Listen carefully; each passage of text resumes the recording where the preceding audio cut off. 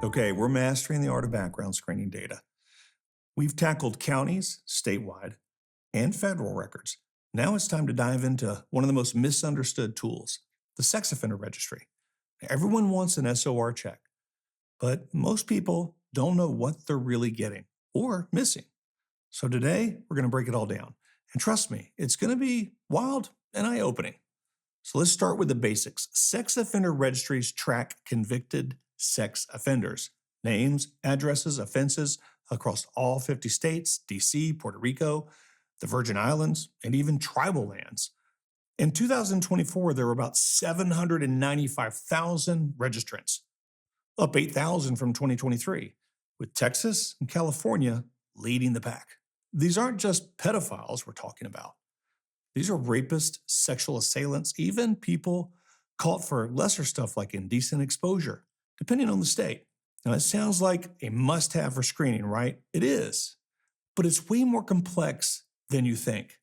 And I should know, as the former chief operating officer of one of the largest data providers in the country, and I've spent years wrangling this data, building SOR searches, and monitoring over 10 million people daily. Let's just say I've seen the chaos up close. Here's the deal.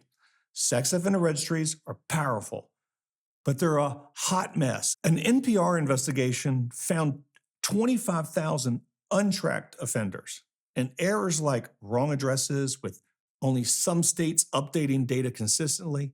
Why? Every state runs its own show. Different tier systems, registration durations from 10 years to life, residency restrictions, you name it. Some states, like Michigan, slap a $50 fee for access. Others redact birth dates or other identifiers, making matches harder. And get this, the National Sex Offender Public website, nsopw.gov, is not a database. It's really a portal that searches the state sites in real time. They haven't aggregated the data, they've aggregated the sites and their access. Now, you can do it yourself, but it's clunky. And state laws vary on what details you get. Mugshots? Sometimes they're there. Thank goodness, to help confirm a match. Now let's talk real world though. Early in my career, we built one of the first SOR searches in the industry, top seller for screening companies.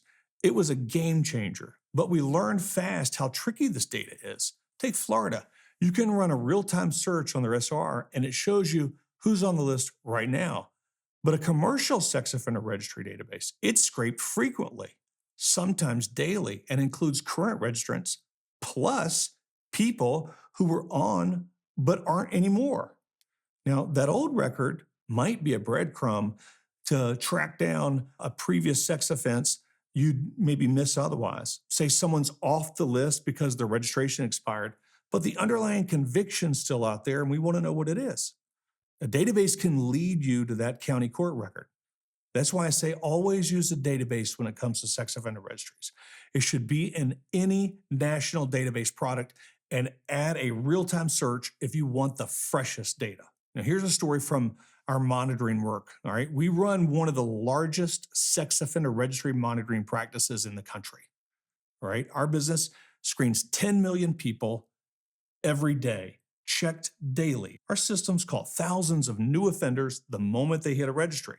One time, a client, a big retailer, hired a guy for a customer-facing role. Our monitoring flagged him as a new registrant in a neighboring state for a sexual assault. He'd moved and his old county check missed it. Without that database and real-time layer of us finding that information, he'd have slipped through. You know, that's the power of getting the SORs right. You find important data. So how do you use a sex offender registry like a pro? First, understand the difference. Real-time searches give you the current list. Databases give you the current and historical data. Use both for max coverage. Second, know the limits. Errors, redactions, inconsistent updates.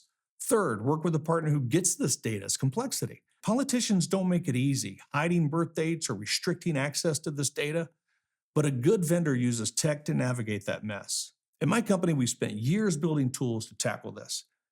And it's why our clients sleep better at night.